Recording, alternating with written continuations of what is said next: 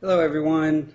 This is going to be a webinar, a recorded workshop on developing professional mentor relationships. My name is John Shaffer and I'm with the Graduate School. Students with good mentors are more likely to have productive, distinguished, and ethical careers that reflect credit on the mentors and enrich the discipline. Effective mentoring helps to ensure the quality of research, scholarship, and teaching well into the future.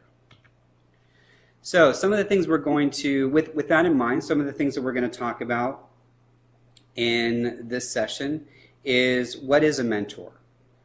The best way to find a mentor, the steps to mentorship, faculty challenges, establishing the relationship, and then your responsibilities as a mentee. So first of all, what is a mentor? So this person is not necessarily an academic advisor. For example, your graduate advisor of record or a faculty advisor. This person more takes an interest in developing your career and well-being. They have an interpersonal and professional relationship with you. So there's a combination of both. They're looking to advance your academic and professional goals, and they tailor their mentoring specifically to the individual. So that's how it differs. So when if you think about your academic advisor, your graduate advisor, your faculty advisor, they pretty much, they go over your degree plan with you. They may sign some paperwork. They may, tell you what classes you should register for, and what part of your program, and maybe if you're having some struggles in your program, this is the person that you go to for resources. But you can see where that differs a little bit from a mentor. Not to say that this person, your graduate advisor, maybe is your potential mentor. That may be possible.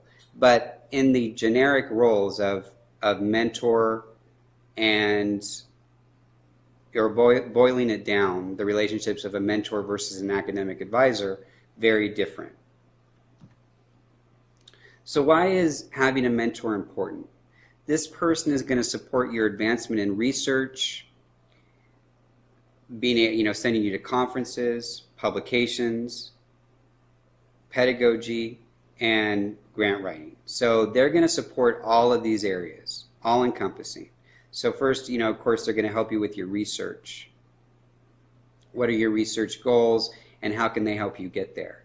Conferences, they may be able to steer you to the conferences that you should send proposals to actually present your research. They may have contacts for specific conferences, and they can get you in to actually present, possibly at a very prestigious conference, whether that be maybe national or international. Publications, can they or do they have the ability to co-author with you, whether it be on a chapter of a book or an actual text or a journal article? Will they allow you to co-author with them? Can they assist you with the development of curriculum for your classes? Can they give you feedback? Can they provide you some best practices, tips, and tools? And can they assist you with grant writing? Grant writing is kind of the gold standard of, especially as a faculty member at a research institution, and it's a skill set. And oftentimes your faculty member, your mentor, probably has already applied for grants or received grants. And so can they help advance you with your grant writing and receiving grant funding? Mentors can also be an early warning signal if things are not going so well, or maybe you're heading down a direction in one of the areas, research, publications, that they don't think you should go. They're going to be the ones to tell you, quite honestly, that you're heading down the wrong path. You may want to switch gears and try this. So, an early warning system, but also a sounding board, absolutely. In addition, their network is invaluable to you. And just going back up to how they're supporting your advancement, research conferences, publications, grant writing, this is where their network comes in. Also, the possibility of tie-in to jobs in industry or in academia. They oftentimes will have that network already in place. And that network will assist you in advancing your research and advancing your profession, whether that be in industry or academia. A mentor can also lower your stress and build confidence, because again, this person is a sounding board for you. They can give you sound advice if you're, maybe flipping out about, grant funding or completing a research project or something along those lines. This person can help lower your stress. They're also going to build you up. This is a person, again, with that interpersonal relationship. They're going to give you that boost you need. They're going to be your mentor and also your advocate. They're going to stand behind you 100% and help build you up. An interaction with a mentor, quite frankly, does promote engagement in your field. And, it will help further your research opportunities and will get you more ingrained in the research field that you're wanting to go into. A good relationship with involved faculty, and if you substitute involved faculty with mentor, can statistically affect your success in your program. So this is the way they're also going to help you. So when you're looking for that professional mentor, in your degree, in your program, finding the right person can statistically affect your success in your program. And that quote was taken from research on why graduate students are successful in their programs. And so I wholeheartedly, believe that. So how do you find a mentor?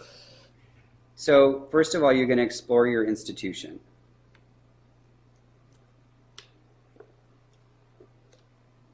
Your mentor, when you're looking for a mentor, you can interview other professors, friends, colleagues, possibly even postdocs, to see about finding the right person to be your mentor.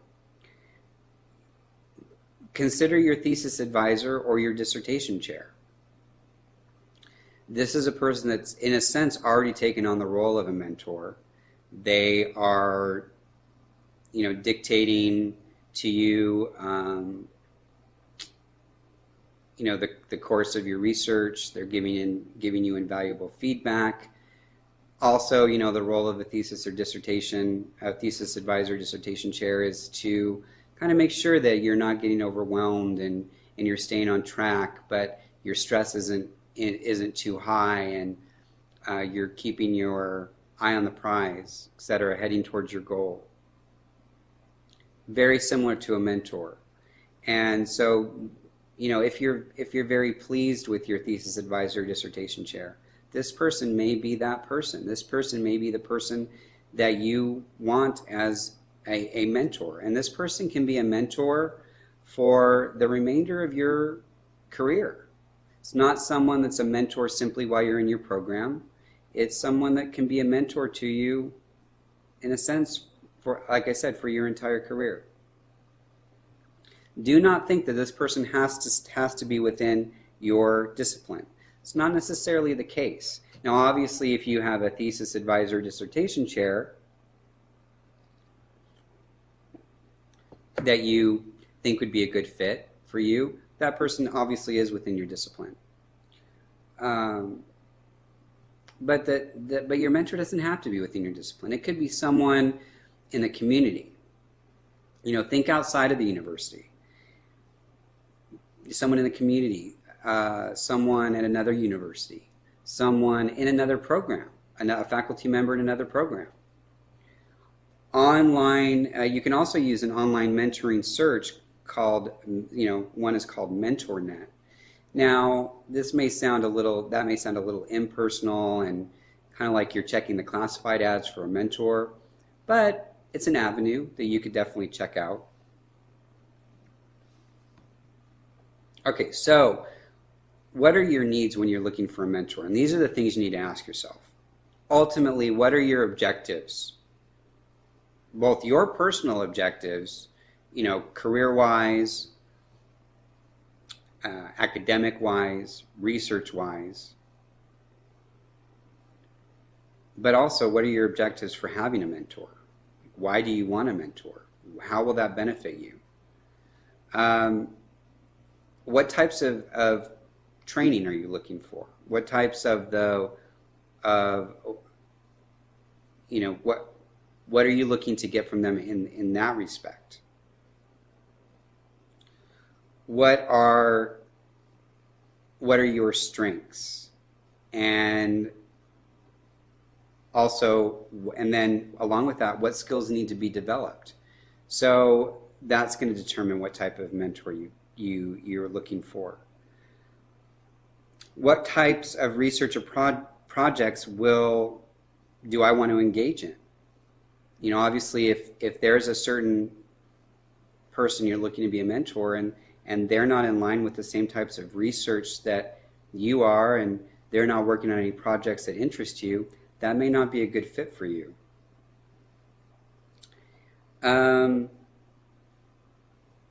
Are you independent or do you like teamwork? If you are looking at someone that will let you work independently versus someone else who kind of likes to work as part of a team, that's going to make a determination. And ultimately, what career do you want? And can this person get you there or help get you there?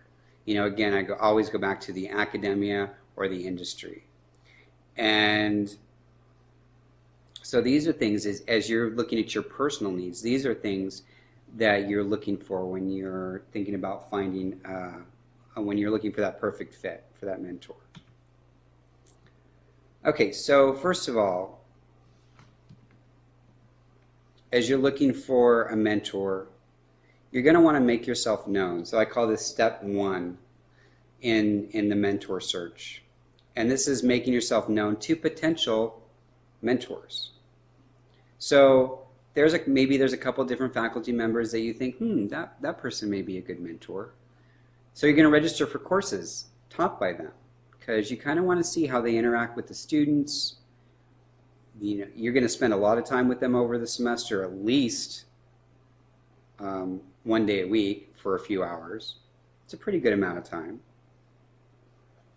You're going to want to engage them because you need to, again, make yourself known.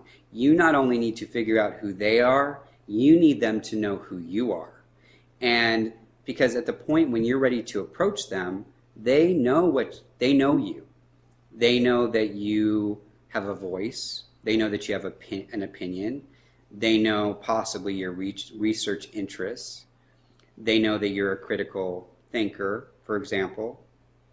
No time for shyness. No time to be sitting in the back of the room just simply diligently taking notes. Sitting up front, engaging the faculty, engaging your other classmates. Make sure they know who you are. And, my next point. You can also talk to other classmates and advanced graduate students. Who advises them? Who are their mentors? Obviously it's not always a one-on-one thing. I think a person can be a mentor to a number of people, just like a person can be a thesis or dissertation chair to a number of people. I think you can be a mentor to more than one person. Sometimes I think mentors may be like that, just simply one-on-one.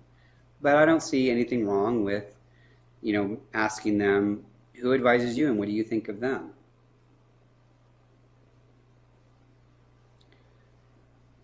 And ask them, you have mutual interests, and so what are their suggestions for people that might be a good fit for you? Step 2, Identifying professional network team. So you often think of a mentor as that one-on-one special bond, special relationship that you will have for, as I mentioned before, your entire career.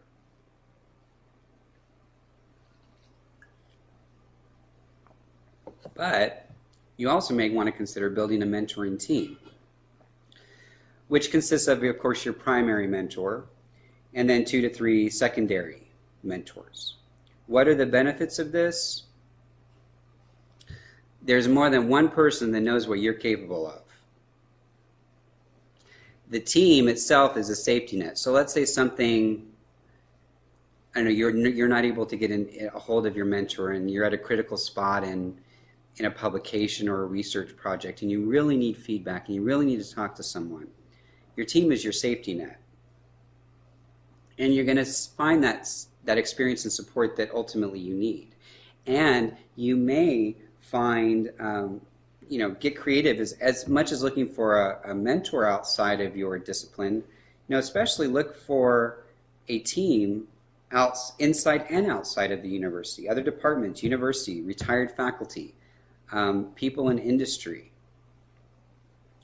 And if you find people that complement each other, so which means they may have very different strengths, as do you. So together, there's this great synergy going on. And it's something that you really want to consider when you're building a team. Because as I see, you're intertwining a net. And if you have people with different strengths, you're creating an amazing net. Because if you have 3 or 4 people, 3 to 4 people, and all of them with the same strengths, well, you kind of have one square in the net. But if you have people with different strengths, suddenly you're creating a much larger and stronger net. So I'm not sure if, as a student, graduate student, you're aware, and this is kind of a parody cartoon on how faculty members, how professors spend their time. But here at UTSA, there is the 40-40-20 split. So 40% of the time, faculty members spend on research. And this is the general expectation of tenure-track faculty here at UTSA. So 40% of the time is spent on research, and tenured faculty. So 40% of the time is spent on research, 40% of the time is spent in class or with students, and 20% of the time is community involvement. Okay? So looking at this cartoon, so how professors actually spend their time, they're showing, this is kind of a skewed percentage, but 18% on research, 23% on service, and 59% on teaching. Not necessarily the case here at UTSA. And then you see how departments expect them to spend their time. 20% on teaching, 175% on research, and then service, 20%, but it's kind of not part of this bigger piece. It's like their own time. So almost like they're doing, obviously that 175% and 20% doesn't make 100. So, and then how professors would like to spend their time, and they basically say, don't tell me what to do, just let me do my own thing. But again, that's a parody on what I'm talking about. But you do, being that as it may, shows that that faculty have challenges. This is not, what I'm not trying to say is how faculty can be challenging, things you want to watch out for. No, this is actually the challenges that faculty are facing that you want to keep in mind when you're looking for a mentor. You want to consider faculty availability. How many courses are they teaching? How many students are they advising? How many dissertation committees are they involved with? How many research and writing projects are they working on? How many grant proposals are they working on? How many university committees are they a part of? And then also, how many students are they already mentoring? And even maybe not directly with the term mentor and mentee, but how many students are they a thesis or dissertation chair for? So you need to consider all of these. These are the challenges that faculty face. And if they don't have the time, then it's going to be an ineffective relationship. You're not going to get anything out of it. So you just need to make sure that they have the time to give you.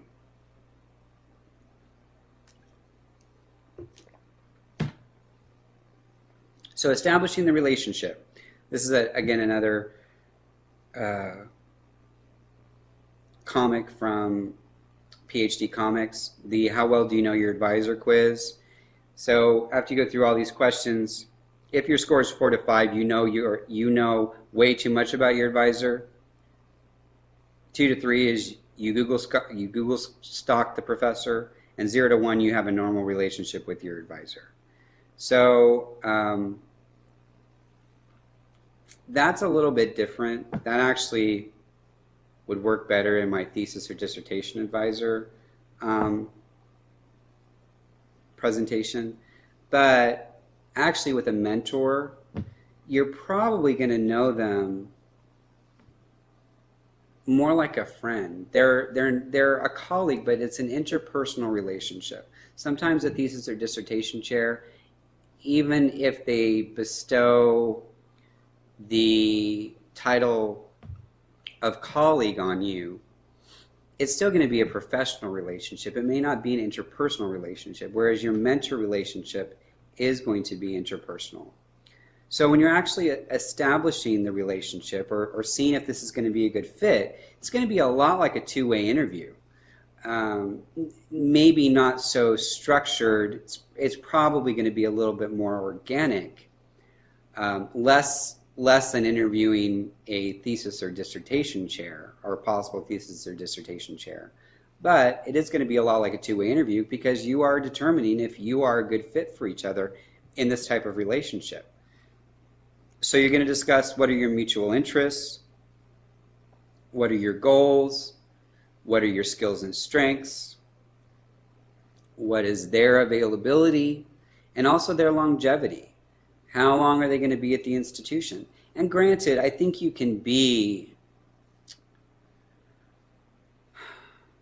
definitely be a mentor outside of the university. So longevity, it can be a factor, but not maybe a large one, because you can have a mentor outside of your university. What are both of your expectations for this relationship, and do they match up? Do they have financial support? This goes back to the almighty grant. What types of funding are they involved with? What types of research are they involved with? Writing drafts and then publishing and presentations. How do you, in this relationship, how do you work into the writing drafts and publishing and then also presenting at conferences? How, in this relationship with them, what do they see as your role and what do you see as your role? Because ultimately you want this relationship helps you personally and professionally, both. So is this person really going to be an attribute to you as you move forward in your career, and also be that cheerleader for you? Be the person you can talk to about things other than research, work, academics, etc. So then also, what are your responsibilities? It's just as important. I mean, we talked mostly in this presentation about the responsibilities or things you look for in a mentor and things you maybe to stay away from. But you also want to consider your responsibilities. And first of all, always you want to schedule a meeting. Unless you have a relationship with this person where they say, I have an open door policy, feel free to pop in anytime. You want to be a little bit more respectful than that. Also, don't waste their time. Don't waste your mentor's time. Be prepared. If there's something that you actually want to discuss with them, something specific, make sure that you're prepared when you go into that meeting. Because again, you don't want to waste their time. We have a comic from PhD Comics, Meeting of the Minds. He's totally on to me. He knows I've done nothing this week. I can see it in his disapproving eyes. He thinks I'm worthless. I see, interesting. And then the professor's thinking, squash, game with Professor Jones today, that odd bugger, which reminds me, got to pick up the dry cleaning, and what's this guy's name again? But really, you want to make sure that you have a meeting of the minds, but go in prepared and don't waste this person's time, because they're basically going to check out on you, and it makes them less likely to want to continue the mentor-mentee relationship. Make sure to have a plan to present. And this illustrates it perfectly. Before you begin, let me just say, I don't want to hear about any problems or difficulties you've been having. I don't want to hear any excuses or extenuating circumstances. The only thing I want to hear is what you're doing about it. What's your plan to resolve the situation? The student says, my plan was to come here and have you tell me what to do. And the faculty member says, you need a new plan. So again, this is a two-way relationship. No one wants to just tell someone what to do. You want to have a plan, but you also want to take initiative. They're gonna want initiative. Talked about being respectful. Research should be the sole focus of your life. I expect you to eat, drink, and sleep research. And the student says, I'm allowed to sleep. And the faculty, only in lie awake at night obsessing over it kind of way.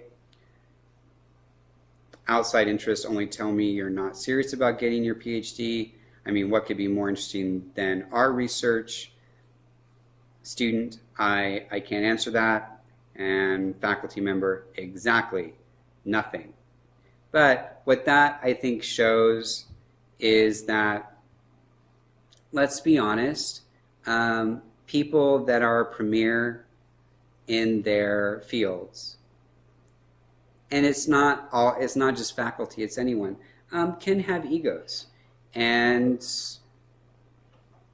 you have to be respectful. Not necessarily have to stroke their ego, but you have to be respectful of them. And, in their world, their stuff comes first. Their stuff is high on the priority list, and they feel should be your priority list. So you want to be respectful about that, but also respectful again, of their time. Be respectful of their time. That goes back to, schedule meetings. If you have scheduled a meeting, show up for the meeting. If you're not able to, give them enough advance notice. Don't just not show up. That's rude, very disrespectful. And always follow up and keep in contact. It's going to go beyond simply the one-on-one meetings. You're going to have to maintain the relationship through email, maybe phone calls,